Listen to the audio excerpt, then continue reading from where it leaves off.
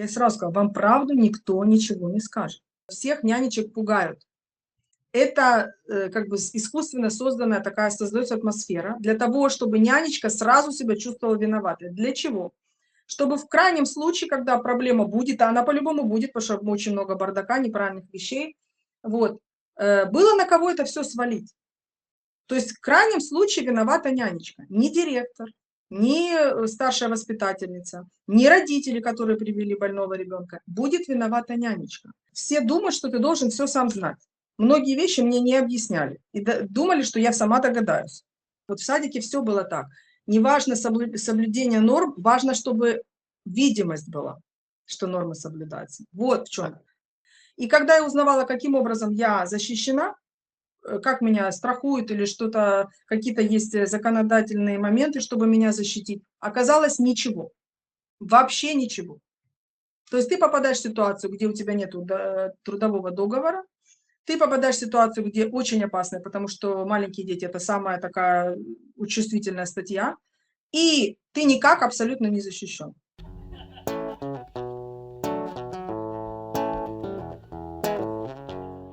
Всем привет, друзья! Сразу извиняюсь за голос, я немного приболел. В последние годы я все чаще сталкиваюсь с новостями и публикациями в СМИ о трагичных и тревожных случаях в детских садах. В какой-то момент мне захотелось разобраться, что на самом деле происходит за закрытыми дверями детских садов и о чем так редко решаются говорить вслух. Родители доверяют системе самое ценное – своих детей. А люди, которые работают внутри этой системы, часто остаются без права голоса. Сегодня вы услышите рассказ женщины, которая не прячется, не говорит анонимно и не скрывает своего лица. Она работала в частном детском саду в Израиле и согласилась честно рассказать о своем опыте, о повседневной реальности, страхах, давлении и атмосфере на рабочем месте. Сразу хочется сказать, эта история лишь часть большой картины. В следующих выпусках мы затронем более жесткие и сложные темы. Будут рассказы родителей, анонимные свидетельства сотрудников и разговоры с владельцами детских садов. Поэтому, если кто-то, посмотрев это видео, захочет также поделиться своим опытом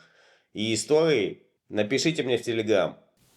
Изначально я хотел создать документальный фильм, но потом понял, что лучше всего разделить его на несколько частей. Не для того, чтобы растянуть историю, а чтобы не перегружать вас длинным хронометражом и дать возможность спокойно услышать каждого гостя. Это не обвинение и не приговор. Это личный опыт и живые голоса людей, которые так долго молчали. Если вам важно, что происходит по ту сторону двери детского сада, оставайтесь и приятного просмотра. А также ждите продолжения, которое обязательно будет.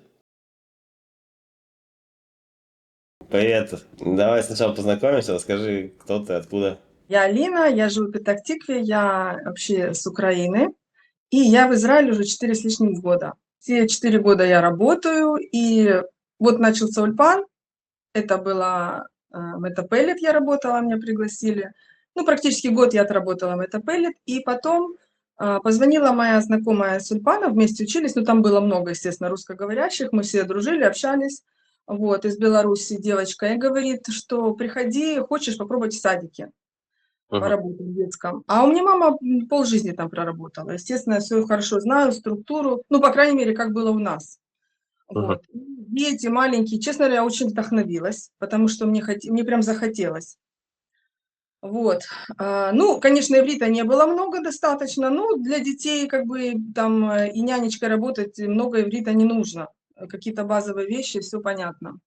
Садик находился на первом этаже супермаркета такого большого. Вот. И, по сути, занимал как бы помещение такое, большое одно открытое помещение, где была отделена немножко кухня, было тоже отделенное место на улице для прогулок детей и буквально 2 комнаты. Это типа как квартира была чья-то или это отдельное какое-то отдельное здание? Вообще это помещение, сданное под аренду, где проходили, я так поняла, какие-то занятия, спортивные какие-то занятия. То есть это была отделенная, уже готовая площадка для спортивных занятий для детей. Вот, то есть там проходили какие-то, ну, типа как гимнастика или что-то такое. То есть там были игры, гимнастика, там были надувные такие всякие штучки, как они называются, не знаю, вот это, которые надуваются, потом их можно сдуть, свернуть и так далее. Вот. И сама платформа, она так и была сделана для занятий, то есть это кожезаменитель с поролоном, и, то есть, по сути, готовая площадка для игр. И вот ее приспособили для детского садика. И была еще отдельная комната отделенная, вот, там, ну, это просто как отдельная комната с дверью, и кладовка. И вот, получается, на этой территории был, как бы, садик брал в аренду это помещение до 5 часов. Мгм. Вот, после 5 это все дело убиралось, и туда приходили уже, молодежь приходила, занималась там своими делами. Какие у тебя были ожидания, типа, когда ты туда шла работать? Ну, очень хорошие. Мало того, что дети, мало того, что это интересно, плюс я немножко это знаю. То есть я думала, я буду с ними там заниматься, играться, что-то такое, ну, в плане как бы, ну, развивать их, помогать. Ну, что-то такое интересное делать, именно творческое. То есть ты шел реально с вдохновением. Вот реально. Мгм. По крайней мере, у меня было огромное желание, я прям хотела. Вот. И я пришла, мне, в принципе, все понравилось. Да, очень шумно, все, получается, меня взяли в среднюю группу, вот, но сказали, что, возможно, все будет меняться. Там 3 группы было. То есть совсем маленькие детки, то есть там берут, можно сказать, после рождения, да, деток. Ну, после рождения там никого не было, в основном-то там 5-6, ну, там даже не 5-6, где-то 7-8-9 месяцев и там до 2 лет, получается. Потом после Мгм. там следующая группа — это 3-4 годика, 5. То есть, ну, там нету четкого разделения. Иногда детки были, скажем так, не сильно развиты, они были чуть в младшей группе и так далее. Но вот границы присутствовали. И старшая группа считалась это вот 5-6 лет. Вот 4-5-6, ну, вот так. И я была средняя группа и младшая группа, то есть либо там, либо там. Мы иногда менялись. Ну, все, мне все понравилось. Мне все понравилось. Было, конечно, очень громко, много детей. Меня сразу предупредили, что группы рассчитаны вот так, ну, как бы законодательством предусмотрено, что нянечка на 5, на 5 детей. Вот это норма, не больше. Но мне сразу предупредили, что детей больше, что нянечек не хватает. И как бы нам придется справляться, как мы можем. И сколько на самом деле было детей? У нас в каждой группе было больше 10. То есть нас 2 нянечки было на группу. Это обязательно. Но опять же, надо не забывать, что люди болеют. Иногда приходилось одной быть, если человек заболел. Вот. Но при условии, если все здоровы, двое, значит, на детей 10. У нас было 11, 12, 13, 14, 15. Нельзя сказать, что это было постоянно, потому что детки болели. Иногда кто-то добавлялся, иногда кто-то уходил. Ну, сейчас об этом подробно поговорим. Скажи, что пошло не так, типа, когда ты поняла, что что-то идет не по плану? Все первое. Значит, меня смутило, ну, я скажу честно, когда я пришла, значит, с чего начиналось утро? Мы приходим, и мы разворачиваем дополнительно какие-то детские вот эти надувные штучки. Они свернуты, мы их разворачиваем. Типа кровати или батуты или как? Да-да-да, батутики, да, там это все было. Вот. И мы их разворачиваем. То есть, получается, мы сворачиваем то, что не так. Мы сворачиваем спортивное, оно там иногда разложенное лежало. И мы должны вытащить надувные подушки для детей. Ну, там, чтобы они не поранились, там все надувное. Все надувное, все мягкое, и вот оно большое, его нужно разложить. И вот когда мы убирали, я увидела там то сороконожка, то какое-то еще насекомое. Я испугалась, потому что, первое, я не ожидала, второе, тем более в детском саду, да и вообще, честно, я как женщина не очень это все дело люблю. Я была, ну, шокирована, не то слово сказать. Я сразу побежала, ну, не то что жаловаться, предупредить директора. Директора не было, она потом приехала, я сказала, что такая ситуация. Она говорит: тихо, тихо, все хорошо, все хорошо. Что хорошо, я не знаю, но мое дело сказать. Вот. Но потом, когда случаи повторялись и ничего не было сделано, я так поняла, из этой всей ситуации, точнее их несколько, мое мнение сложилось, что в данной ситуации важно, чтобы не знали родители. И никто не знал. Ничего не делалось. Я спрашивала у девочек, ничего не обрабатывалось, никто не вызывался. То есть все оставалось как есть, главное, чтобы было все тихо и спокойно. То есть никто об этом не узнал. То есть вот я знаю, и все, молчи, как бы все хорошо. Меня успокоили и сказали, что все хорошо. Как бы это первое. Меня это очень расстроило. И не просто расстроило, а напугало. Объясню чем. Когда дети отдыхают, вот у них такой день, то есть они пришли, в 7 часов мы их принимаем. Большинство детей плачут очень сильно, очень много. Они не хотят идти в садик. но и все равно родители заставляют, они буквально в смысле убегают. То есть они бросают своих детей нам и бегом, чтобы они не видели, улетают, просто бегом-бегом. Вот. Дети плачут, но потом мы начинаем играться, потом завтрак. Завтрак – это вот отдельная, как бы отделенная территория там же. Вот. Так как группы 3, а территория одна, мы это делаем просто по очереди. И у нас есть строгое время, за которое мы должны покушать, точнее покормить детей. В чем здесь подвох? Подвох в том, что дети – это маленькие дети. Они не кушают сами, их нужно кормить, и после них очень грязно. И они сами кушают, они вымазываются все и так далее. И вот процесс того, что ты должен их накормить, ты потом их должен вытереть, ты должен помыть им руки, что-то там, поменять им памперсы. То есть это они с подгузи, с памперсами, то есть это реально маленькие дети. То есть это каждому ребенку нужен огромный большой уход. И когда вас двое, вы физически не успеваете, вы вынуждены делать это очень быстро. Уговаривать детей кушать, которые не хотят, и так далее, и так далее. То есть все, что с одним ребенком, это делается все с 10 и больше. Вот. Есть еще такой момент, нехороший, который мне не понравился, это была неприятная ситуация. Ой, а что? Свет выключился. Режим анонимности включился. Может, это счетчик, а может и в районе. Я могу включить, попробовать, да, сейчас, одну минуту. Вот это реалии Израиля, буквально в Раньше смысле было. этого слова, да. Кормление. Значит, из-за того, что детей много, была ситуация очень для меня неприятная. Значит, нам дают вот у меня 10, ну не 10, там 11-12 детей. Иногда кто-то болел 8, но все равно до 10 вот это много. Мне нужно 5 ложек, на каждого ребенка мне нужна отдельная ложка. Но, к сожалению, не всегда нам давали 5, ой, 10. Мне, допустим, дают 5 ложек, и я их должна кормить. И Мгм. отдельной ложкой каждого ребенка. Но в чем подвох? Мне никто не объяснил, что, оказывается, это очень строго. Если мне дали 5, у меня 10 детей, соответственно, я кого-то буду одной ложкой кормить. Это понятное дело. Типа из рот в рот? Да. Вот как бы, то есть, и суть в том, что есть вот такой момент в Израиле. Все думают, что ты должен все сам знать. Многие вещи мне не объясняли. И думали, что я сама догадаюсь. Вот. И когда я кормила ребенка, и потом кто-то из родителей увидел, мне сделали замечание, что я как бы одной ложкой кормила двоих детей, и я тут же говорила директору, что мне же дали 5 ложек, мне не дали 10. Она говорит, ты должна была это сделать так, чтобы родители не видели. То есть факт в чем? Это во всем так. Вот в садике все было так. Не важно соблюдение норм, важно, чтобы видимость была, что нормы соблюдаются. Вот в чем. А как в Украине, типа, не так было? Я не помню, у нас на каждого ребенка была и ложка, и тарелка, и все. У нас вообще такого не было. У нас были на каждого ребенка кроватки. Это абсолютно нормально. У всех своя постель, у всех все свое. Вообще не было, чтобы кому-то чего-то не хватало, и еда была хорошая. Здесь, значит, предусмотрено что?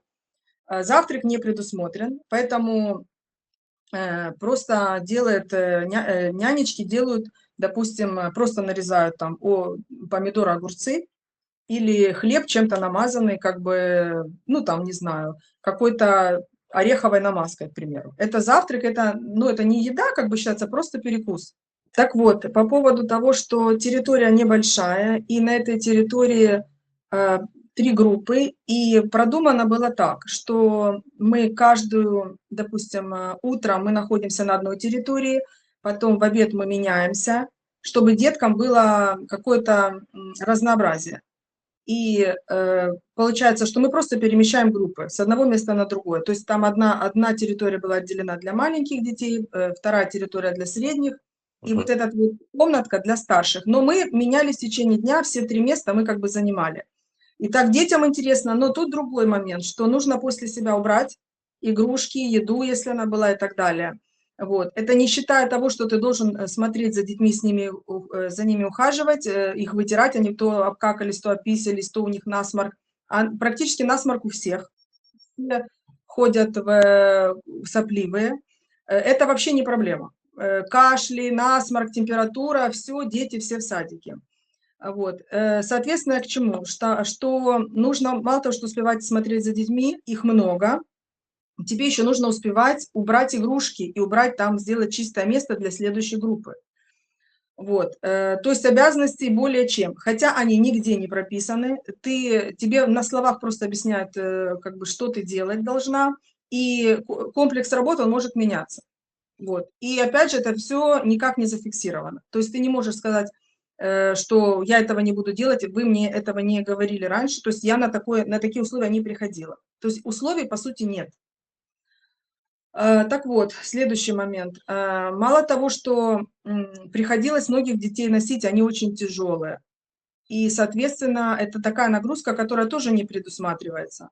Потому что нянечки все женщины, а детки были очень иногда тяжелые, но тебе они не, ну, кто-то толком не ходил или ходил мало.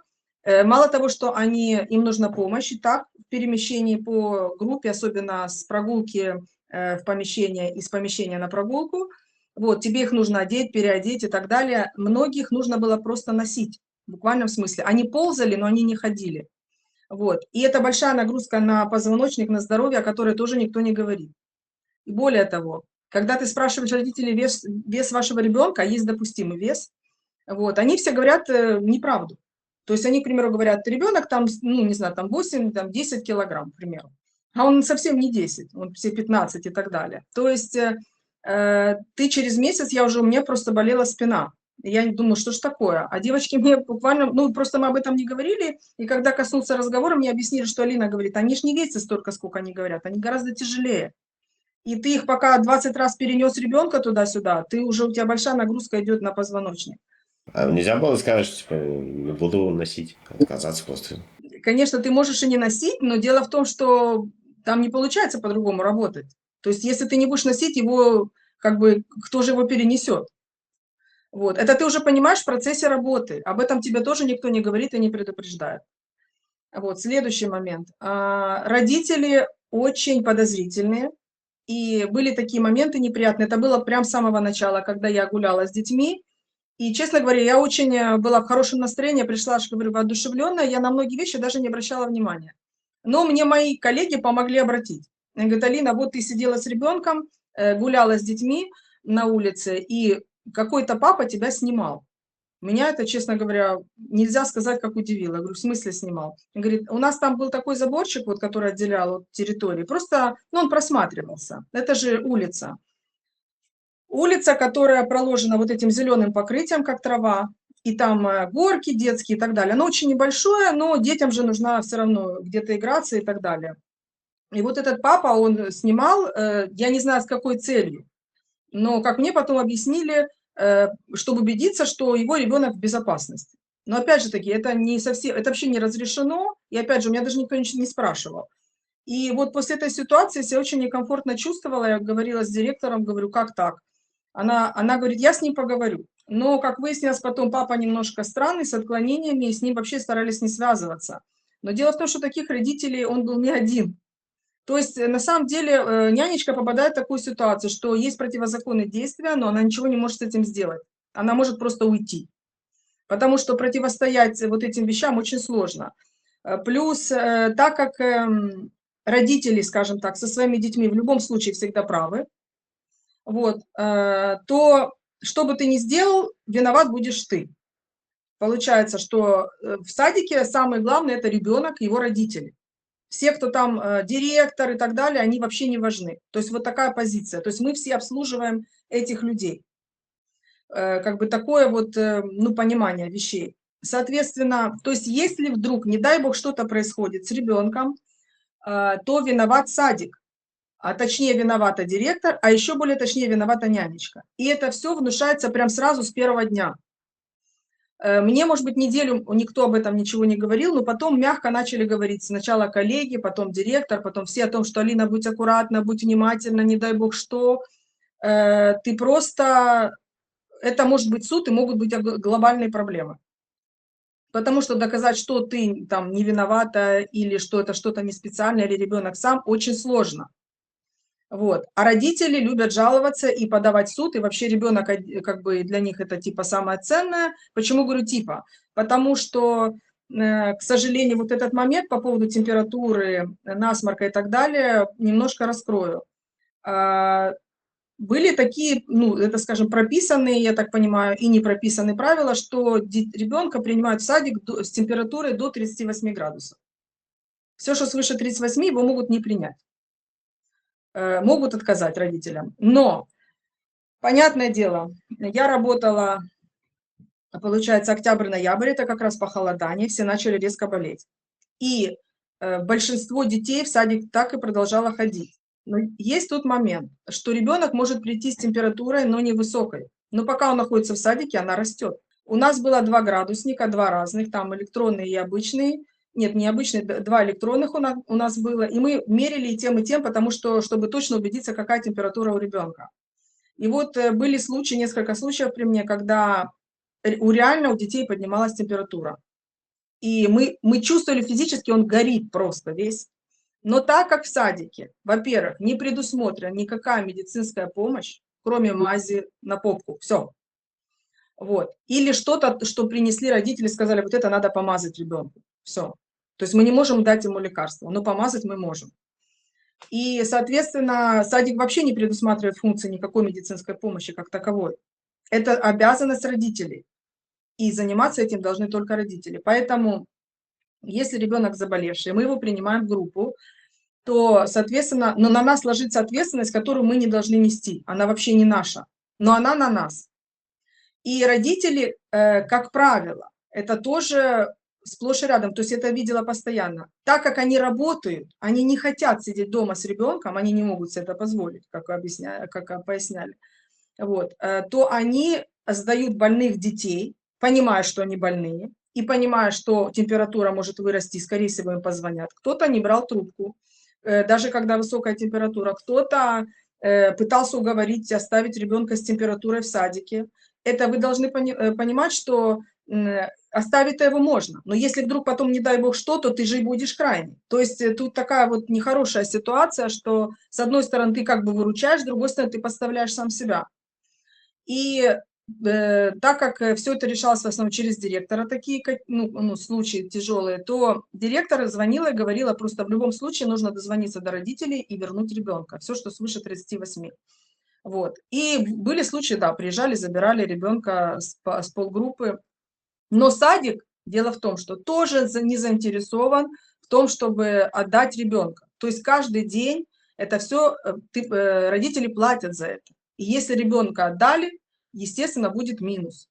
Поэтому больные дети, не больные дети. Садик заинтересован, чтобы было как можно больше детей. Поэтому превышалась норма. Когда ребенка привозят, вы проверяли каждый раз температуру? Нет, конечно, мы не у всех не могли проверить. Это практически нереально. Но вы типа должны были это делать по регламенту? Нет, нет, нет. Если ты просто с ребенком общаешься, ты чувствуешь, ты физически чувствуешь, что он горячий. Когда он нормальный, ты чувствуешь, что он нормальный. А так это видно. По детям всегда обычно видно, что они болеют. Ну, в смысле, плохо себя чувствуют. То, что у них насморк, может быть, там где-то кашель, это вообще никого не волновало, мягко говоря. Вот. Я когда из-за вот этой вот проблемы с болезнями, я пришла, я сразу заболела. Вот я сразу заболела, и мне девочки сказали, что это нормально. Вот только приходят все нянечки болеют сразу, потому что детей больных много, и они практически болеют круглогодично, можно сказать. Не знаю, но я-то понимаю, почему. Я сейчас объясню. Вот. Но мне это показалось странно, это ненормальная ситуация. Но он говорит, Алина, ты переболеешь, все будет хорошо. Ты потом выздоровеешь, у тебя будет иммунитет, ты не будешь так воспринимать. Так не получилось? Вообще не получилось. Я болела все 2 месяца, которые я была там. Я была очень удивлена, потому что у меня такое было первый раз в жизни, чтобы я 2 месяца болела. Вот просто 2 месяца. Вот. И все 2 месяца, что я там проработала, я болела. Дело в том, что там детки, есть такое правило, это типа закаливания, детей раздевают. То есть это был парадокс, который я никак не могла понять. Все взрослые ходили, даже родители обутые, вот они приходят в сапожках, да, кто-то в туфлях, все тепло одеты. А деток, как бы детки ползали на полу в носочках. Но так как дети это дети, они эти носочки постоянно теряли. Вот представьте, много детей, вот их нужно постоянно одевать, там кто-то куда-то закинул, ты уже не найдешь. Да, были сменные, но все равно это вот такая вот возня. Детки в основном босиком оказывались очень часто. И они все время были на полу. Нужно понять, что они все время на полу. Они на полу играются, они разве что только кушают за столиком. Потом они опять спят на полу. Там не было кровати, кроме для детей до вот 1,5 годика, да, то есть там они спят, там по 8 или сколько кроватей было для очень маленьких детей. Все остальные спали на матрасиках, вот такие матрасики поролоновые, они прям на этом матрасике, пеленочка, одеялка, без подушки, без ничего. У каждого свой матрасик. Вот, свой матрасик, свой одеялко. И вот, и они там спят. Потом сон заканчивается, это все складывается отдельно в кроватку, матрасики, все. И дети опять на полу. То есть они спят на А полу. эти матрасики, то есть одеялка, это приносили родители или... Да. Ну, матрасики там местные, а одеялки и эти простыночки приносили родители, да. И получается, что октябрь, ноябрь месяц — это холодно. Мы гуляли на улице. И мы тоже гуляли, детей одевали немножечко, да, там какую-то кофточку, штанишки, но ножки практически у всех были тоже в носочках либо без. Так как я воспитательница, я должна была сидеть с ними на полу, вместе с ними. И я сразу директору сказала, я 2 раза посидела, я говорю, я болею, я не могу уже выздороветь месяц, я не буду сидеть на полу, вы как хотите, я буду сидеть на стульчике. Я говорю, потому что я физически понимаю, что это мне может грозить еще худшим ухудшением здоровья, сильнее. Вот, я говорю, я вообще не понимаю, как бы, как детки выживают во всем этом. Она говорит, это как бы не касается, это вот такие правила, они должны закаляться. Они на полу, типа, прям сидят? Там вот это покрытие, травяное покрытие, Ну, вот, и они прям там, да. Они там играются, там горки, там какие-то игрушки, но они все время на этом полу. Мы на улице, там было холодно.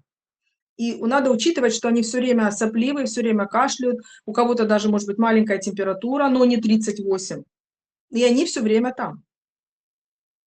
Ну как, то есть у нас было там, допустим, я точно время не скажу, но минут 40 точно мы должны были гулять. ага. Вот. Соответственно, детки не выздоравливали, они бесконечно сопливые, бесконечно больные. Не все, но большинство. Друг от друга заражались и так далее. То есть вот так.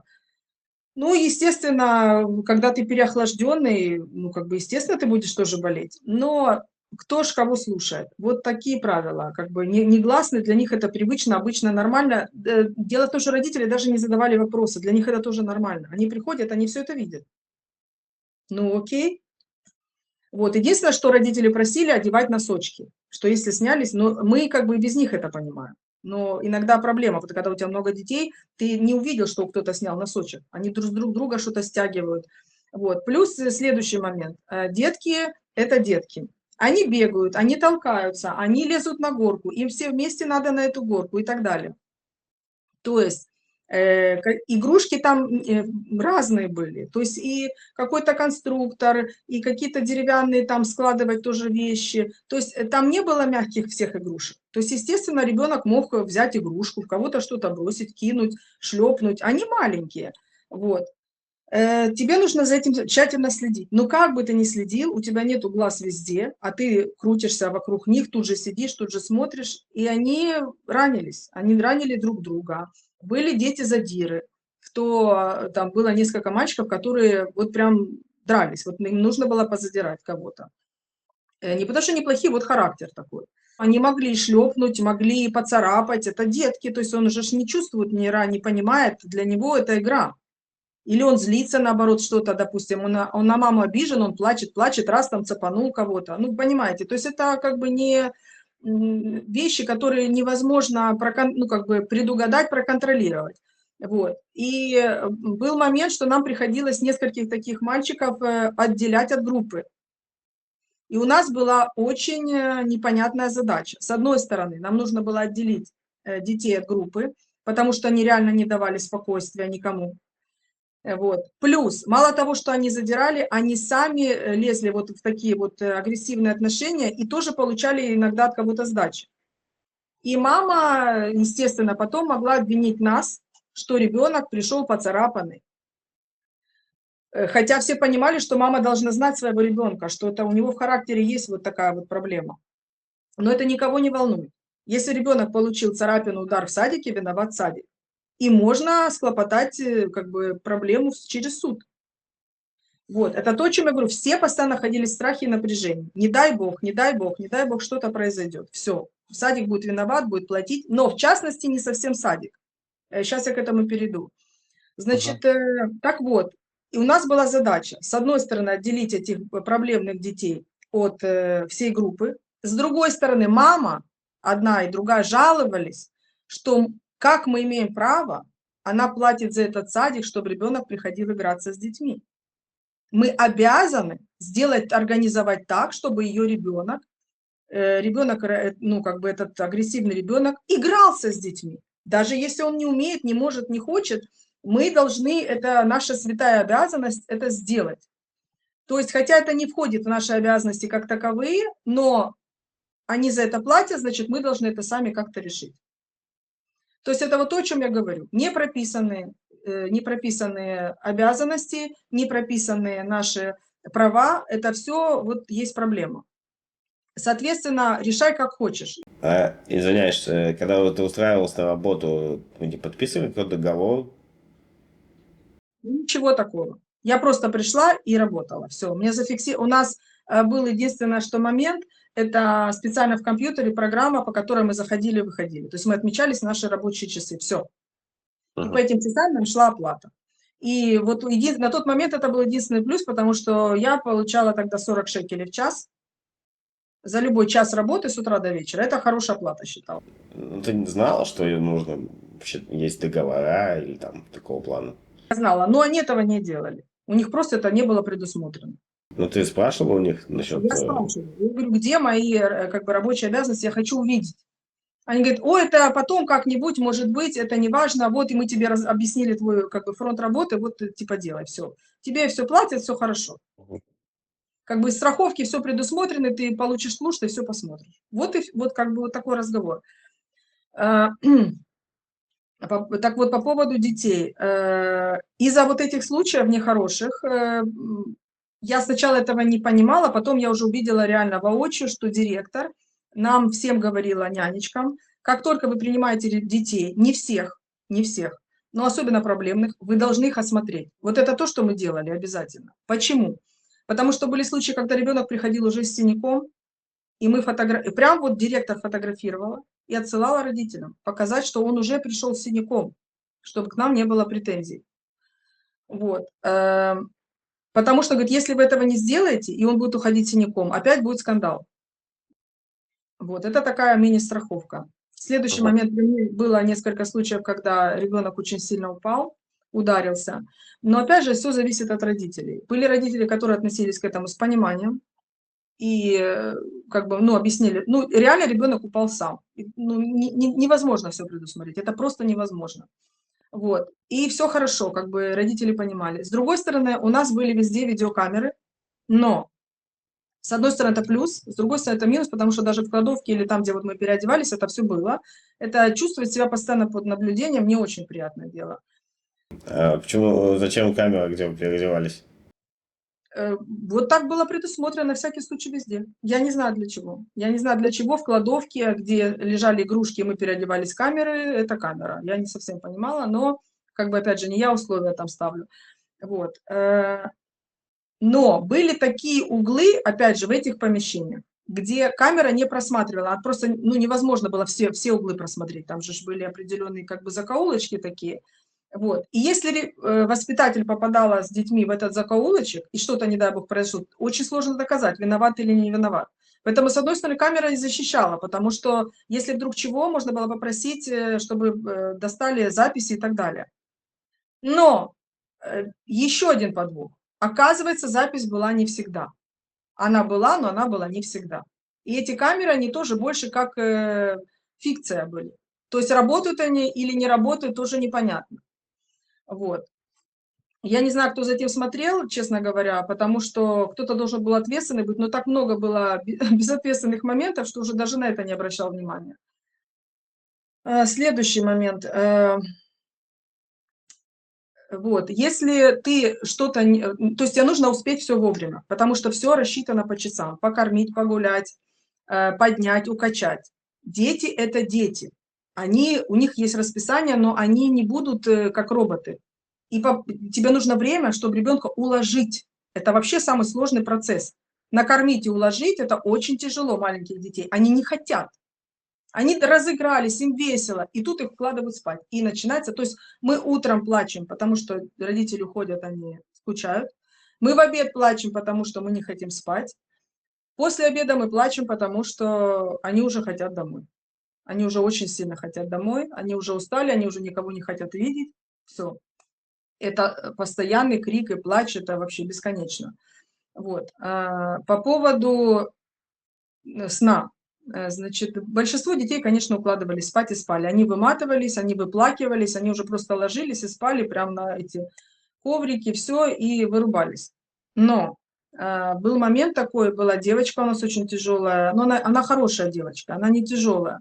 Но ребенок не любил спать днем. Она просто не любила спать. Дело в том, что я была таким ребенком в детстве, я вообще днем не могла спать. Ну вот не могла. Я в садике просто лежала. Пока все спали, я лежала, смотрела в потолок. Вот. Ну, там что-то фантазировала себе маленькое, понятно, но не спала, я не могла. Вот как не укачивай, бесполезно. И я понимала, что она такая же. Она очень, вот просто у ребенка сильно возбужденная психика или еще что-то, мы не знаем. Вроде здоровая девочка, все хорошо, она и не болела даже. Но старшая воспитательница, она у нас была одна, она работала до 12 до часу всегда. Вот. И она, по сути, строила всю программу. Она ничего не делала, кроме как вот командовать и там проводить занятия с детьми. У нее была установка, что ее надо уложить. Дело в том, что наша директор, она не сильно разбиралась в этих моментах, она во всем прислушивалась к старшему воспитателю. Нянечки не были для нее авторитет. И не важно, что наши девочки, у всех уже дети, все знают, как с ними обращаться. Я почему говорю про наших девочек, потому что в основном все израильтянки были молодые, без детей. Они не знали ни что делать, ни как делать, они все делали в основном очень плохо. А там, кроме русскоязычных, еще и вы это говорящие работали? Да-да-да, получается, мы работали где-то плюс 50 на 50. Наших было даже больше. Ну, потом начали, конечно, девочки уходить, стало меньше, но в основном как бы 50 на 50. Вот. И так как многие израильтянки, они, ну, к сожалению, ленились много чего делать, и с детьми, и убирать. У нас была вот эта дискриминация, можно выразиться, она присутствовала реально, потому что, сейчас поясню, значит, вот эту девочку, ее всеми правдами и неправдами, силой, криками, воплями укладывали спать. Заставляли спать еще? Да, да, она прям это была истерика, это не просто, это прям истерика была. И она была долгая, это не 5 минут. То есть мало того, что из-за нее все остальные не могли заснуть, весь садик не мог из-за нее заснуть. Вот. Плюс это все равно бьет по нервам, потому что все живые люди. Когда ребенок просто орет, жестко орет 20 минут, ну, вы знаете, это очень тяжело выдержать, реально. То есть ты уже места себя не находишь, ты уже не знаешь, думаешь, как же решить эту проблему. Но израильтянок это абсолютно не волновало, особенно директора, и вот они всячески вот ее укладывали. Вот, это для меня это было вообще непонятно, и что это такое. Я не знаю, разговаривали родители как бы воспитательница с родителями об этом, скорее всего, нет. Ну, может быть, вкратце говорили, что она плохо спит, и все. Есть такое, как бы, ну, негласный такой момент, что родители должны знать как можно меньше. То есть никто никого ни во что не посвящал, скажем честно. И это не приветствовалось. Все решалось внутри, так, чтобы родители ничего не знали.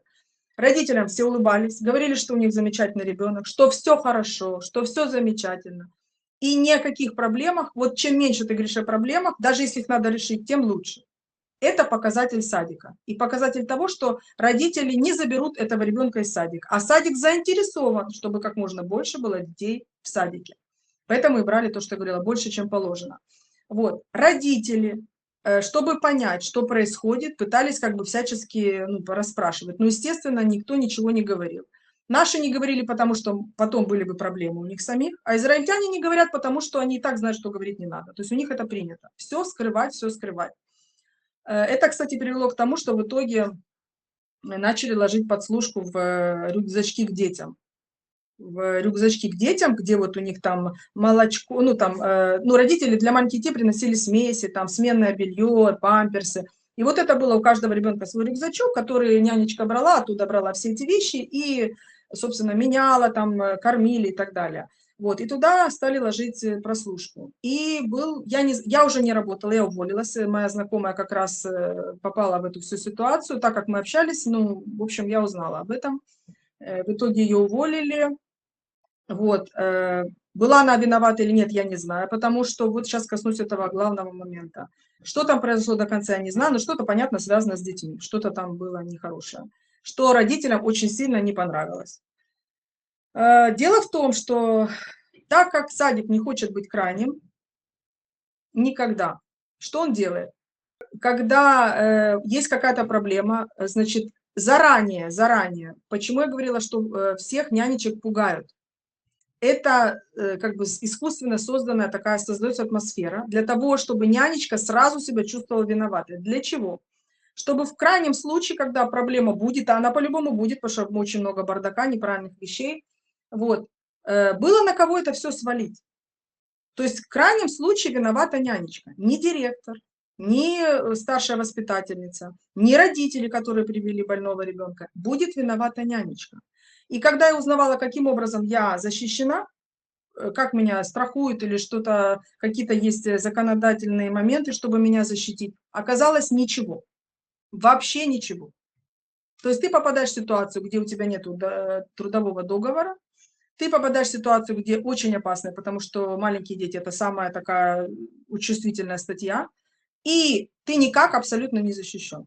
Твоя задача просто максимально себя как бы защитить во всем этом. Так, а что произошло там после того, как ты уволилась уже? Я не знаю конкретно, что произошло, но я так поняла, что, по-моему, либо кричали на ребенка, ну что-то такое, как сказать, не супер страшное, но недопустимо. То есть нельзя на ребенка кричать, нельзя его ругать, да, вот такое. То есть даже если он не прав, тебе нужно его уговаривать там и так далее. То есть любыми способами, но все это делать очень аккуратно.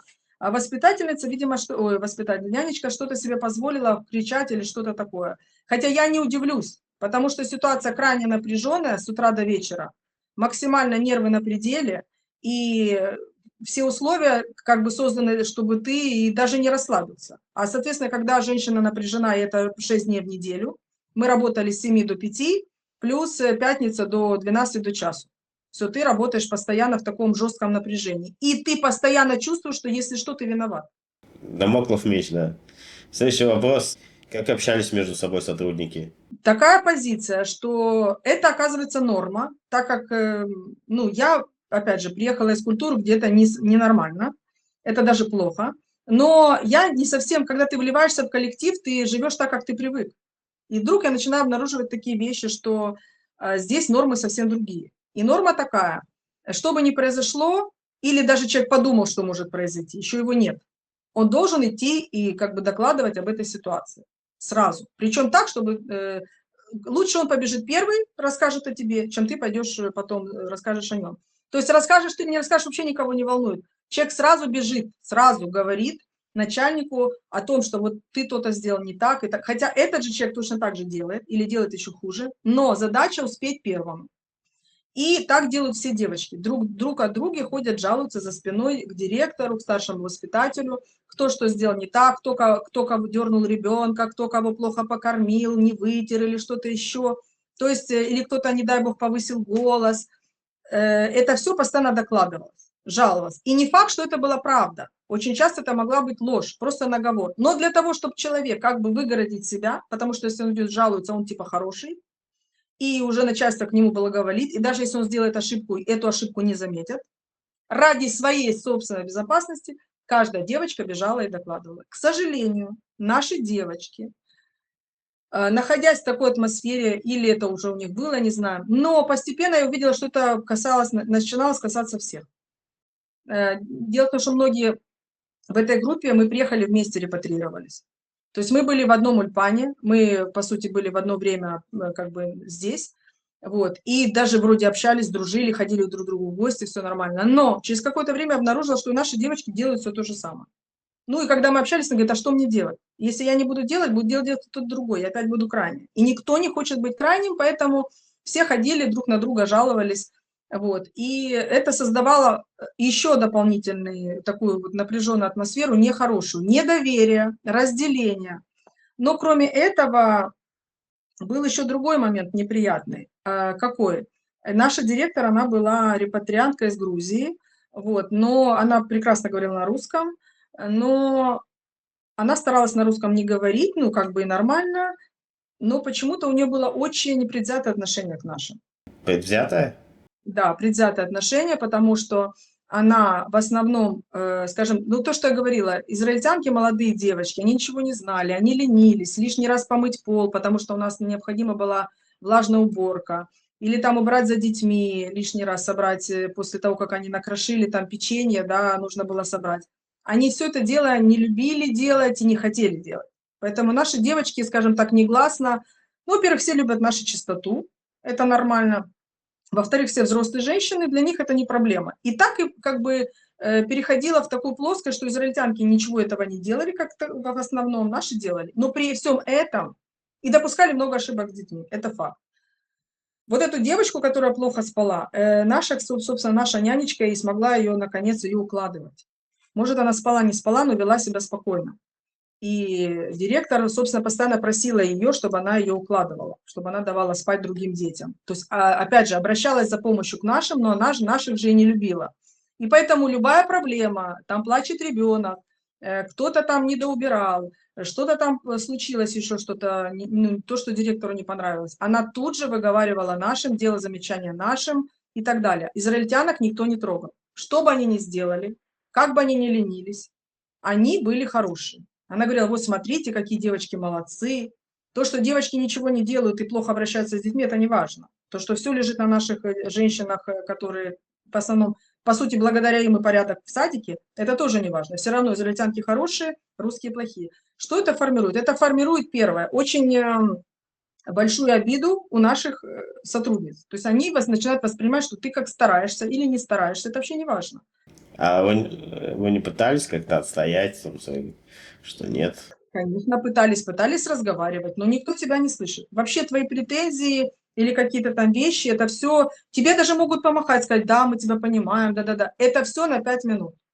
Через 5 минут все будет все то же самое. Более того, у меня было пару стычек с директором, потому что она э, как бы стала переходить грань дозволенного. То есть я не знаю, как у них было до того, как я пришла, но я человек достаточно прямой. Естественно, с моим менталитетом я многие вещи вообще не воспринимала. И если девочки, они, вот то, что я сказала, не боялись даже сказать, им не нравилось, но они молчали. Я начала вслух говорить, говорю, почему вот так, а вот почему так, почему одним можно, другим нельзя.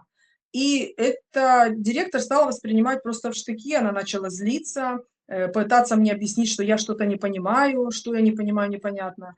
Вот. И что все правильно, и вот надо просто делать то, что говорят, и все будет хорошо. Вроде как проблемы нет. То есть я делаю проблему, когда проблемы нет.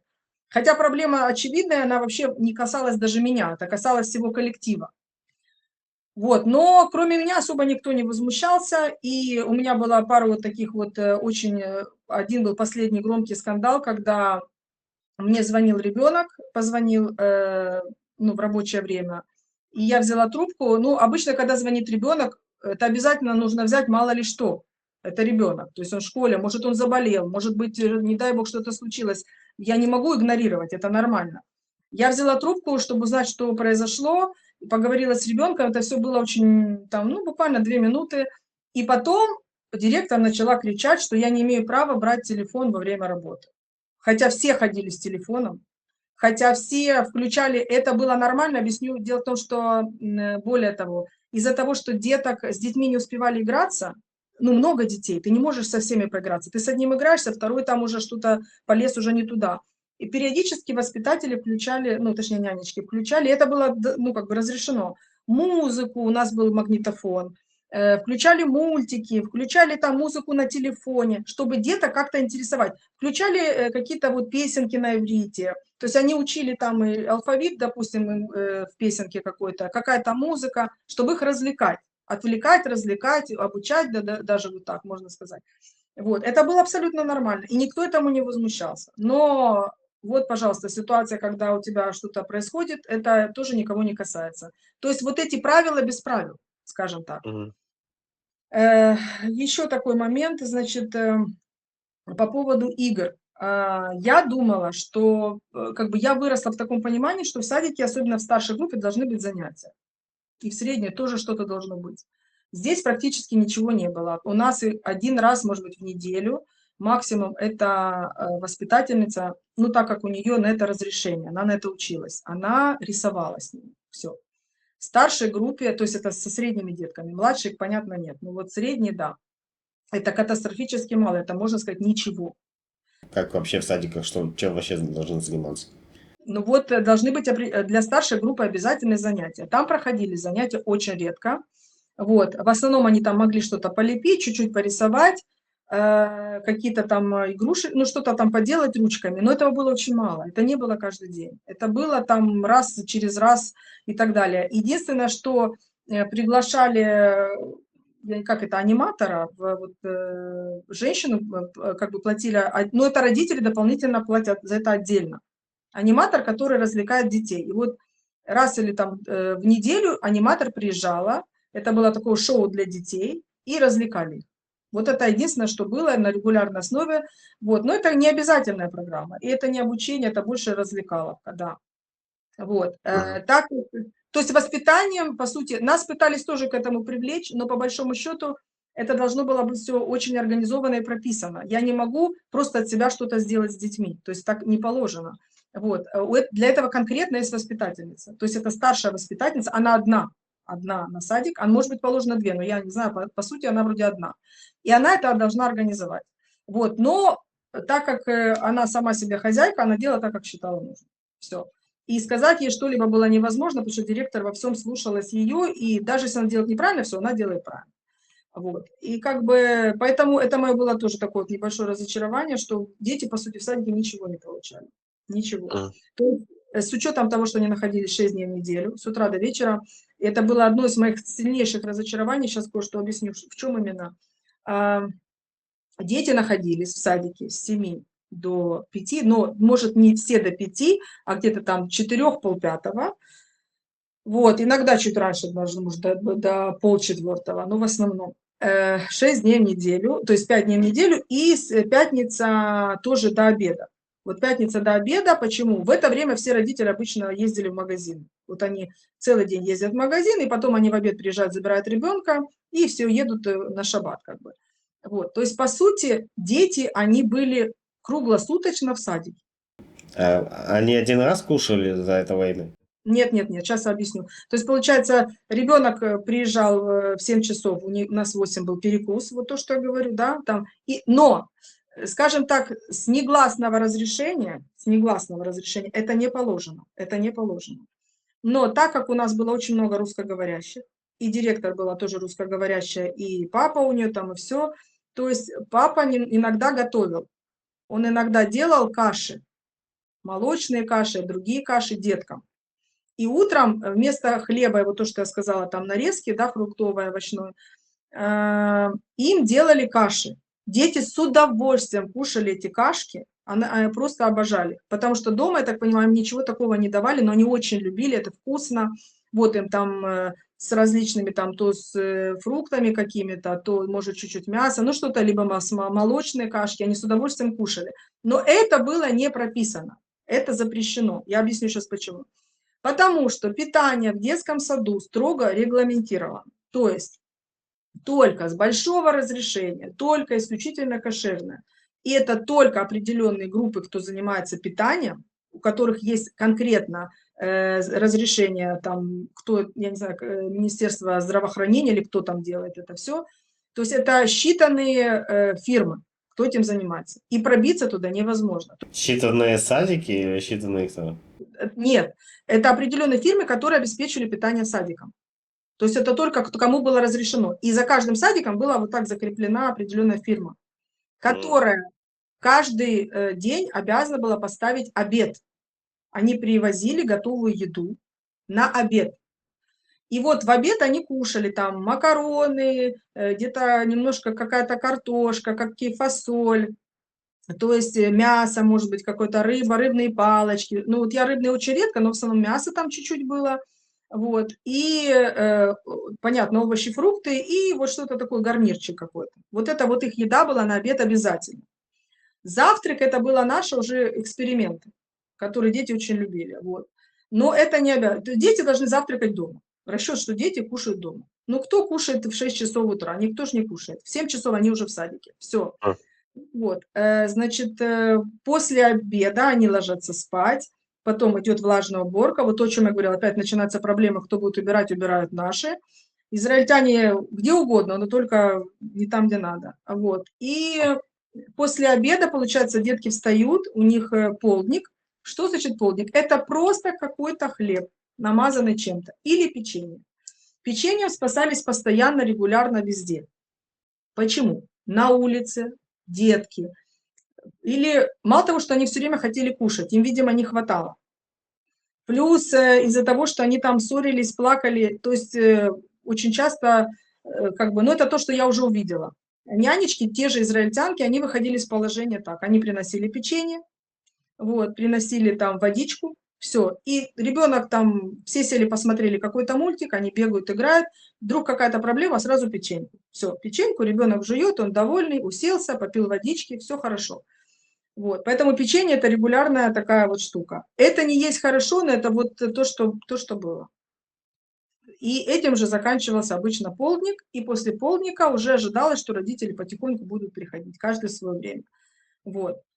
Сон был где-то, ну, час с лишним, но с учетом того, что пока ты их укачаешь, пока ты наведешь эту тишину, дети спали очень мало спали. Но в итоге, как бы, спали, не спали, как спали, родители все отдавали, и вот тут тоже было все интересное, потому что как только приходят родители, сразу нужно делать вид, что все хорошо, нельзя ничего рассказывать, надо улыбаться. Ну, можно сказать, что там то-то, то-то, то-то, что-то такое безопасное, но говорить ничего нельзя. Всем улыбаешься, ребенок замечательный, все, даже если все что-то случилось, все было хорошо и так далее, и так далее. Мы все друг друга любим. То есть лицемерие полное. Лицемерие полное, потому что очень часто родители тоже злились, обижались на, ну, на директора, там, допустим, на какие-то ситуации, но тоже улыбались, потому что понимали, что дети целый день находятся с этими людьми. Им нужно что-то с этим делать. А был еще такой момент, тоже не очень приятный. Это из-за того, что дети очень мало видели родителей, особенно мам, они привязывались к воспитателям. Особенно если наша воспитатель, и она хорошая, то детки очень сильно любили потом эту воспитательницу, и уже даже домой, бывало, не хотели уходить. Это были такие случаи, когда, ну, было, что увольнялась одна нянечка, точнее, не воспитатель, а нянечка, и Мгм. ребенок просто плакал, когда сказали, что ну, она уходит, все, ребенка была истерика, потому что ребенок настолько за несколько лет привязался уже к этой нянечке. Вот. Ну, ребенок с утра до вечера с ней. С утра до вечера с ней, в буквальном смысле. И я увидела вот еще одну проблему это в Израиле, это вот то, что дети вырастают без родителей, в буквальном смысле этого слова. Дело в том, что наш садик был частный, понятное дело, и я не видела там бедных людей, особо вообще не видела. То есть все были достаточно обеспеченные и так далее, все у них было хорошо, но, к сожалению, все равно дети были не без заботы, я бы так сказала. Почему? Есть простая вещь, которая меня тоже, мягко говоря, очень удивила. Значит, во время полдника э, детки кушали иногда то, что приносили с собой родители. Вот то, что я сказала. Там были у них памперсы, и еще иногда родители ложили им йогурты. Это единственное, что я видела, что дают детям на перекус. Иногда еще банан. Вот. То есть, когда ребенок встает, некоторые родители говорили нам, дадите им йогурт или дадите банан, чтобы ребенок перекусил перед домой, как ехать домой на ужин. Все. Но тут еще одна была проблема. Не все родители давали детям перекус. И получается, что когда ты садился на полдник и давал детям йогурт, то ты не мог, ты одного кормил, а второй на тебя смотрел. А было такое, что кому-то не хватает перекуса? Это было регулярно. И что делать? Не кормили его? Мы делили, но нам нельзя было это делать. Там каждая баночка была подписана. Понимаете? То есть вот, Алексей, смотри, подписана баночка, к примеру, Данилу, да, но Если я сижу, кормлю Даниила, и рядом со мной еще один мальчик и еще одна девочка, и они сидят вот так на полу, смотрят на тебя и прям просят кушать. Они хотят, они же не взрослые, они не смущаются, они смотрят вот так тебе в глаза, они так вот к тебе подходят, они прям дай, дай, дай. Я не могу не дать. И я кормила одним йогуртом нескольких детей. И кто-то на это жаловался? Алексей, мы все это знали, это делали все. И я не знаю, насколько говорили девочки, я это говорила. Я говорила конкретно родителям, просила их, объясняла им ситуацию. И что родители говорили? Кто-то приносил дополнительно. Вот. Но вы понимаете, что вот невозможно родителей научить. То есть родитель может принести один раз, потом забыть. Те, кто приносили регулярно, они в основном и приносили. То есть у них это уже было правило. Те, кто не приносили, они могли принести, могли не принести, могли забыть. И ты не можешь, допустим, там 5 детей дополнительно, и всем 5 родителям каждый раз об этом говорить. Это вообще не входит в мои обязанности. Да и это физически невозможно, потому что пока ты ребенка отдаешь, собираешь вещи, там отдал, бутылочки поменял, там то, ты как бы не можешь держать это все в голове. Вот, я говорила, и родители реагировали, но эта проблема, она такая прям глобальная. Но вот у нас в садике Мгм. это, я думаю, что это не только у нас. Я подозреваю, что это не только у нас, но это вот есть. Каждый родитель, все нету, так как в наших садиках было все для всех. Это было предусмотрено государством. В Украине? Да. То есть ты там завтрак, обед, ужин, полдник, все четко, все конкретно. Ребенок может не хотеть, его могли даже в ведро выбросить от еды потом, но обязаны предоставить. Родители за это платят, конкретно за питание ребенка. Здесь нет, здесь ты платишь только за обед. Все остальное твоя, как родителя, обязанность обеспечить ребенку самому, ну, как бы своему ребенку обеспечить. Все. А за других ты ничего не отвечаешь. А нянечка попадает в ситуацию, садик, что ему приходится это решать. А как решать? Ну вот как решать? Решать приходится либо за свой счет, либо как бы исходя уже из ситуации. Но это все очень неприятно, это болезненно, и детей реально жалко, конечно, это в этой ситуации, потому что они остаются крайними. При том, что они все обеспечены, все хорошо, но, к сожалению, на детях это не видно. То, что больные дети в садике, то, что у них не хватает питания, то, что они не спят в кроватках, они спят на полу. И это вот тот момент, о котором я не сказала в начале. Когда ребенок спит на полу, на матрасике. Это я сейчас скажу от себя. Таких случаев вроде бы не было, но никто вам не скажет, никто ничего же не говорит, да. Вот эти вот сороконожки, вот эти вот там всякие ползучие, я, честно говоря, больше всего переживала, что дети, когда спят, они ничего не чувствуют, а они там лазят иногда. И я это видела. Я переживала, чтобы никуда ничего не заползло, потому что, если что, не дай бог, виноваты будем же крайне кто будет, нянечки будут виноваты. Вы понимаете, вот такая ситуация, Алексей, что как бы меня это очень пугало. Но все, вот я обращалась и говорила об этом с девочками, все махали руками, говорили, все будет хорошо. Вот это вот израильское такое вот безответственность такая. Никогда не было. Типа все будет хорошо, ничего такого. Во-первых, мы не знаем, было или не было, никто не признается. В никаких случаях все укрывается, все скрывается тщательно. Последней каплей это было, ну вот эта ситуация, когда мне делали несколько раз замечание, что я не могу брать телефон, когда ребенок звонит. Вот. И директор позволил себе просто кричать. Ну, при мне такого не было, чтобы кто-то кричал и так далее. То есть она не имеет права, тем более это было, как бы, как это сказать, вот при всех. То есть это были детки, это были воспитатели, там воспитатель, нянечки. И директор начала в очень некрасивом тоне кричать на меня, что зачем я взяла телефон, вот дети, это нельзя и все такое. То есть такое грубое неуважение. Грубое неуважение. И это при всем том, что потом ожидается, что к тебе должны прислушиваться. На каком основании к тебе будут прислушиваться, если тоже директор унижает тебя при коллегах и других посторонних людях. То есть это, для меня это было недопустимо. То есть это уже была последняя точка. Мало того, что это предвзятое отношение, то, что я говорила, кто-то может себе позволить, дети будут играться, израильтянки сидят, просто смотрят в телефон. Вот то, о чем я говорю. И никто этого не видит, и не вообще, это все нормально. Тут же, если ты, не дай бог, лишний раз пошла взять чай или воду себе налить, а кухня тут же, вот получается, наша площадка, она просто отделена таким, как это сказать, сеткой. Это все на одной территории. Ты все видишь. ты все знаешь. Ты как бы просто отошел, чтобы налить, и вот тут же через 2 метра ты возвращаешься. Но тебе устраивают разборку, что ты не имеешь права заходить на территорию кухни во время работы и так далее, и так далее. То есть кушать ты должна успевать каким-то образом обед, который не предусмотрен. Обед у тебя в то время, когда дети спят.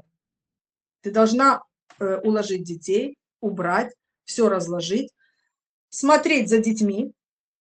Почему смотреть? Потому что им нужно поспать. Иногда одни дети просыпаются раньше, чем другие. Их нужно успеть одних укачать, чтобы те не разбудили других. Ты все время в процессе. Они спят, но ты не спишь. Ты смотришь за ними, чтобы они спали. Вот. И если вдруг кто-то просыпается, то тут же их укачиваешь, даешь молоко, ну, это смесь разведенная, вот, чтобы они продолжали дальше спать, чтобы выдержать вот это время дневного сна обязательно. Вот. Но в это время ты еще должна успеть покушать, потому что другого времени у тебя не будет. Все. А не было в такие, типа, перемены, Нет. перерыва? Нет. Это если девочка, одна девочка смотрит за 10 этими детьми, 11, 12, 13, вторая девочка идет кушать. Но она не просто идет кушать, она в это время должна убрать, она в это время должна подмести, помыть полы, убрать игрушки. То есть, чтобы когда дети проснутся, уже была площадка чистая для игры. То есть, это не время отдыха, это и не время обеда. Просто ты должна успеть. Ты должна успеть в это время, у тебя есть там 10 минут, не знаю, может максимум 15, да, это хорошо. Ты должна в это время успеть разогреть, покушать, попить чай, и опять войти в процесс. Потому что пока ты там убираешь, девочка смотрит, уже кто-то проснулся. И если ребенок проснулся, неважно в какой группе, этот ребенок забирается, то есть одна девочка сидит там с детьми, которые спят, вторая девочка забирает этого ребенка, проснувшегося, и уводит его на улицу. Это такая незапланированная прогулка. С одной лишь целью, чтобы этот ребенок не разбудил всех остальных. Все. А так как ребенок хочет играть, он кричит, он может расплакаться, это вообще не важно. А мы находимся очень близко друг к другу, то есть там только стекло. Все, это все слышно. То есть делается все максимально, чтобы как бы сгладить процесс. Соответственно, я же говорю, что у тебя нету перерыва отдыха, все предусмотрено так, чтобы ты смогла, точнее мы все смогли соблюсти этот график, как бы рабочий график в садике. И сколько вообще за такую работу платят? Ну вот, я сказала, мы получали 40 шекелей в час. Работали мы с 7, ну, до 5, так грубо говоря, до 4 до 5 получается. То есть мы, сколько это получается, 6, 7, 8 часов, ну, грубо говоря, 8 часов в день, 40 шекелей мы платили. Ну, на тот момент это было, это сколько, 3 года назад, это было неплохо, но опять же неплохо. Особо дополнительно тебе ничего не, как бы, ну, не было никаких ни премий, ничего такого. Поэтому по выходу у меня что-то там получалось 7 с чем-то, может быть, 7,5. Ну, понятно, минус бетахлюми или что там, они там страховки вычитают и так далее. То есть ты по-любому минусуется что-то для тебя. И как бы на самом деле это не такая уж супер большая сумма получается. Вот. С учетом риска. Тут самое печальное, страшное — это риски, вот эти риски. Ну вот, как бы ты ушла сама, получается, да? Ну да, получается, что я отработала без 1 недели 2 месяца. Вот, первый месяц я думала, что все, как бы все будет нормально. Я приработаюсь, выздоровлю, привыкну, узнаю, все будет хорошо. Но первый месяц был, можно сказать, еще более-менее хороший. Вся самая красота началась со 2 месяца. Очень много проблем повылазило, которых я, ну, опять же, не знала. Много что скрывается. То есть, когда я пришла, никто мне этого ничего не говорил. Все говорили, что все хорошо, хороший коллектив, детки хорошие, все замечательно. С учетом того, что, как бы, я не знаю, или я не пойму, не увижу, но чтобы я осталась. Цель, в принципе, одна. За то время, пока я там работала, к нам приходило, я не знаю сколько, но до 10 человек к нам пришла устраиваться на работу.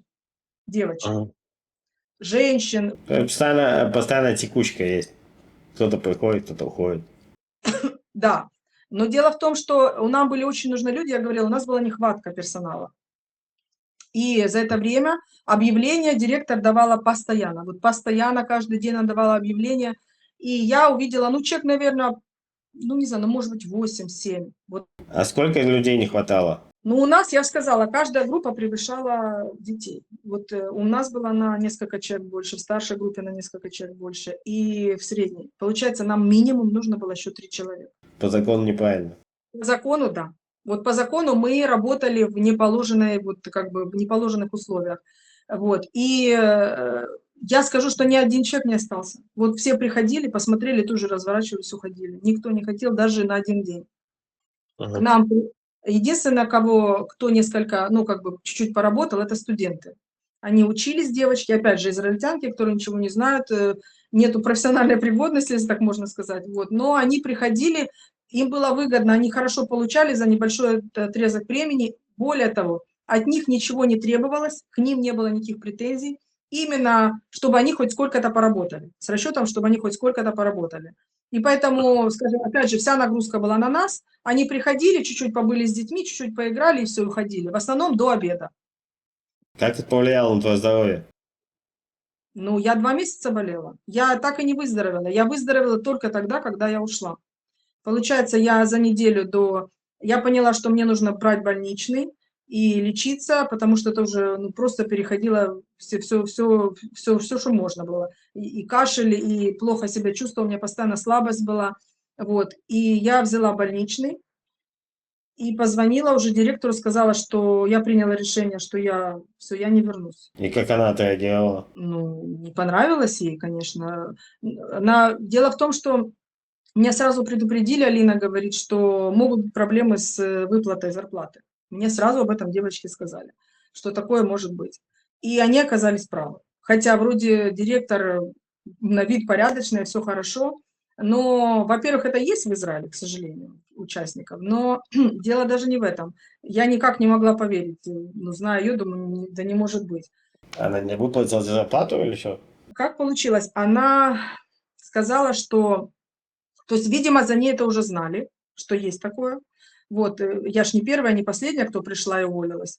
Вот, и девочки, кто там работал дольше, они знали. И они говорят: Алина, смотри, будь аккуратна, потому что она может не выплатить. Ну, естественно, я заболела, сказала, что я на больничном, она стала возмущаться, как так? Я говорю, я уже 2 месяца болею. И говорю, вы прекрасно это знаете, что я больная, хожу на работу, и это просто дольше не может продолжаться. Это уже бьет по моему здоровью очень сильно. Плюс у меня дети, которые тоже, я их заражаю. То есть они тоже периодически болеют у меня. Выздоровели, опять заболели, выздоровели, опять заболели. Вот. Но ее это абсолютно не волновало. Я сказала, я не могу больше так работать, и я увольняюсь. Она говорит, окей, хорошо. Я говорю, все, прошу вас вовремя выплатить и так далее. И, по идее, я должна была получить зарплату, там через несколько недель уже должна была быть зарплата. Она не зашла. Я позвонила ей, написала, говорю, так и так, я не получила зарплату. Она говорит, странно, я все выслала, все должно быть. Дело в том, что мы же заполняем, у нас все есть, у них вообще зарплата, она автоматически, то есть она вносит меня в бухгалтерию, это компьютер. И он автоматически всем работникам рассылает, все начисляется, все это в программном обеспечении. Она не может забыть, это просто невозможно. Ну, в общем, она забыла, А, специально забыла, да? да. Если бы у вас был договор, то она бы не забыла. Не, я у нее все, я официально оформлена, она не может забыть. Как можно забыть человека у себя в фирме? Я все есть. Но дело не в этом. Просто она думала, что были случаи, когда люди, ну нет и нет. Просто они развернулись и ушли. Все свои, оставили свои деньги. А я говорю, вы понимаете, что если вы не выплатите, я прямо сейчас обращаюсь к адвокату. Ну, для меня это вообще не проблема была, вот, потому что я многие вопросы уже вот таким образом решила. И это все очень быстро. Я говорю, поверьте, вы же знаете, у вас будет больше проблем. Судя по моему тону и всему, она поняла, что я не шучу. Но я не шутила. Я не шутила, я бы сразу это сделала. Вот. И поэтому буквально в 2 дня я получила свои деньги. Сразу после этого разговора я получила свои деньги, в очередной раз убедившись, что вот эта вот наша директор, грузинка, израильтянка, она уже тут, я не знаю, лет 25-30, что что-то с людьми явно не так. Вот все-таки вот этот момент, ну, как это, обмануть своего же человека, то есть тут же Ага. она со мной подруга, у нас как бы какие-то моменты, у нас общие мультики вместе мы обсуждали, мы общались, все было хорошо. Но по факту человек может просто вот подставить тебя, предать, не выплатить и так далее. И это абсолютно ну, как бы нормально для них. тут же она тебе улыбается, тут же она хотела меня лишить зарплаты. Мгм. Вот. И я получила все хорошо. Как только я приняла решение, что я вот помню, уходила на больничный, я шла домой и с пониманием, что, скорее всего, я уйду. Вот. У меня такое было облегчение непередаваемое. Просто я до сих пор вспоминаю этот садик вообще с тихим ужасом. Я серьезно говорю, просто с тихим ужасом. Очень тяжелая атмосфера. Вот как думаешь, вот что можно улучшить, что нужно сделать, чтобы как-то улучшилась ситуация? Во-первых, конечно, все-таки много зависит от директора. Если директор осознанный, здравый человек, ну, скажем, более-менее честный, то я думаю, это можно решить. Ну, многие вопросы можно решить. Но вот, допустим, даже касательно кровати, я не совсем понимаю, как это можно сделать. Дело в том, что, как мне объяснили, так как за каждого ребенка платятся деньги, все хотят много зарабатывать. Чтобы снять хорошее помещение, допустим, 3 комнаты, чтобы у всех были спальни, кровати, это дорого. Это очень дорого. В Израиле это непомерно дорого. Поэтому выходят из положения, берут арендное помещение, которое тоже арендуется, делятся напополам, чтобы минимально платить за аренду. Плюс работникам. Ты по-любому платишь работникам. Плюс ты еще что-то платишь. И получается, это очень большие суммы, как мне объяснили, даже за вот такое количество детей, там небольшая сумма выходит. То есть директор, по сути, получает не такие уж большие деньги на самом деле, потому что очень много уходит на вот эти расходы. Вот. То есть страна сама по себе дорогая, все дорого. И получается, что снять хорошее помещение, чтобы просто даже поставить кровати, это уже проблема. То есть поставить кровати можно. Но я думаю, 500 1000 шекелей это на каждого родителя плюс. Мгм. Я не думаю, уже исходя из того, что я лично увидела, что человек приезжает на просто дорогущей машине, но он за каждую копейку борется, и он даже йогурт не принесет своему ребенку, к сожалению. Или забудет, или что, я не знаю, как можно забыть маленького ребенка, покупать ему йогурт каждый день. Это должно быть, они же себя не забывают кофе себе купить. Вот. Но дети остаются без еды, реально. Я же о чем говорю, это богатые люди, у которых есть деньги. И вот при всем этом, если они борются тут, извините, за 5 шекелей, то им это дорого. Потому что был папа, который так и сказал, ну вы понимаете, что это дорого, каждый раз 4 шекеля на йогурт. Вот. Мгм. То дополнительно 500 тысяч шекелей я мало в это верю. Я думаю, что большинство из них, 90%, они предпочтут, чтобы их дети спали дальше на полу. То есть, как бы, тут ничего нельзя сделать, типа. Ну, я не увидела никого, кто сильно хотел бы вложиться в своих же собственных детей. Да, то есть я с учетом того, что и даже если кто-то захочет, не факт, что захочет большинство. То есть, может, один-два родителя и согласны платить, все остальные скажут нет, нет, нет, нет, нет, нет. Пусть на полу все, они выживут, все хорошо. Сколько тут того садика? 3-4 года, 5 максимум, да, там. Ну, в основном 3-4. Говорит, мы переживем, а дальше он уже взрослый, все нормально. Мгм. Вот. Поэтому это касательно вот условий в плане еды, это тоже очень жестко. Нету, то есть, чтобы купить разрешение вот фирме на обеспечение детсадика, я так понимаю, это очень большие деньги, связи и все-все-все. То есть это как бы тут нету большой конкуренции. Поэтому садик будет заказывать еду там, где вот у него есть возможность. Или там, или нигде. Либо готовь сам, как хочешь, но садик не имеет законодательного права готовить сам. Этот садик был в проблеме, потому что папа этой директора, он готовил одно время, я не знаю, имеет ли он образование, но он хорошо готовит, и он деткам делал еду. Внимание!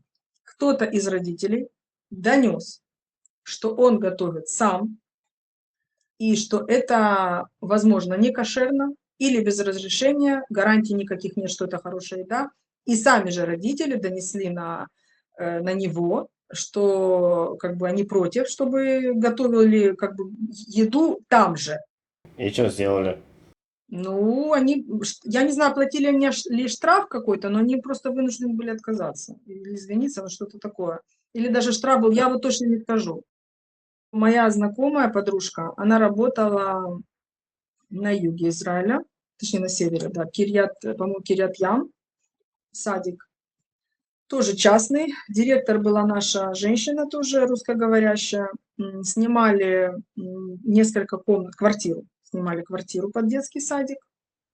Не знаю, сколько там было детей, но тоже, я так думаю, прилично, тоже несколько групп. И когда мы с ней общались так вкратце, мы друг другу рассказывали, как у меня, она говорит, как у нее. Идентично. Практически все идентично. Вот. И меня вот это и удивило ее, и это удивило меня, что при том, что большое расстояние, и вроде как бы и разные города, и разные директора, но суть и условия, те, в которых находились дети, и вообще все это практически одинаково.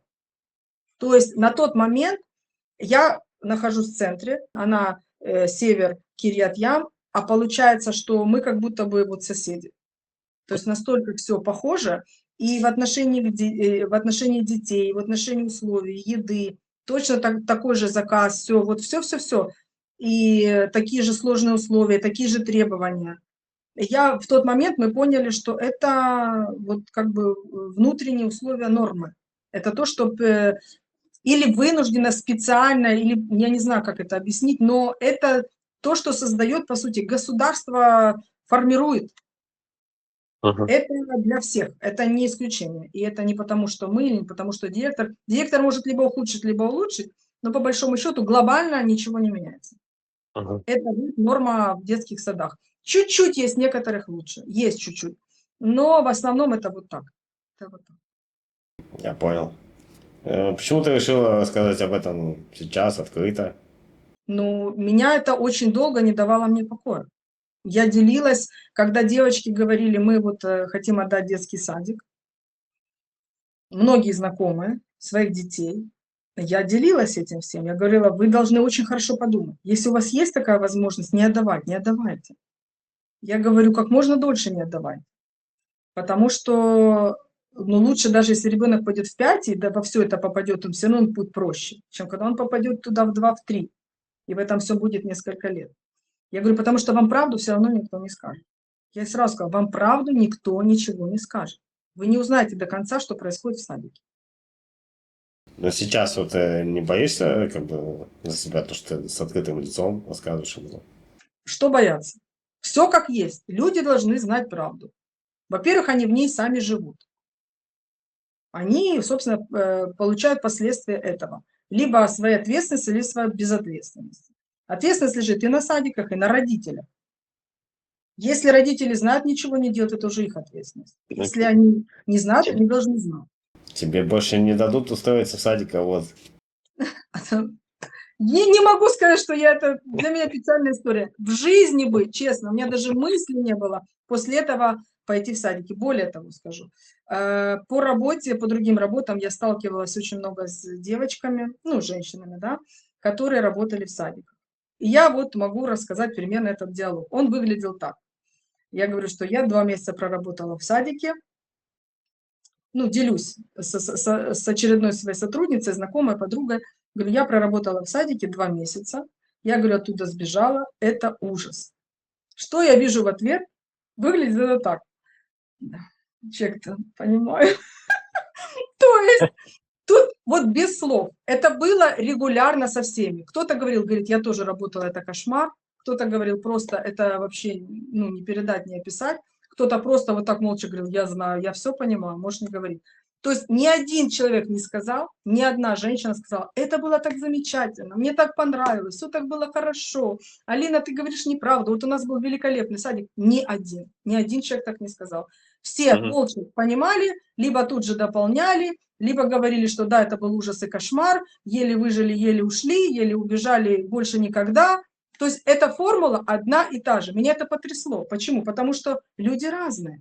Все разное. Разные страны, разное образование, разный возраст, разное понимание жизни. Получается, все знают, никто ничего не делает. Ну все, ладно, хорошо, давай будем заканчивать наш разговор. Спасибо тебе, что пришла, рассказала. Будем на связи. Это Израиль, детка. О, ага, тут жизнь не конфетка. Это Израиль, детка. О, ага, тут жизни конфетка.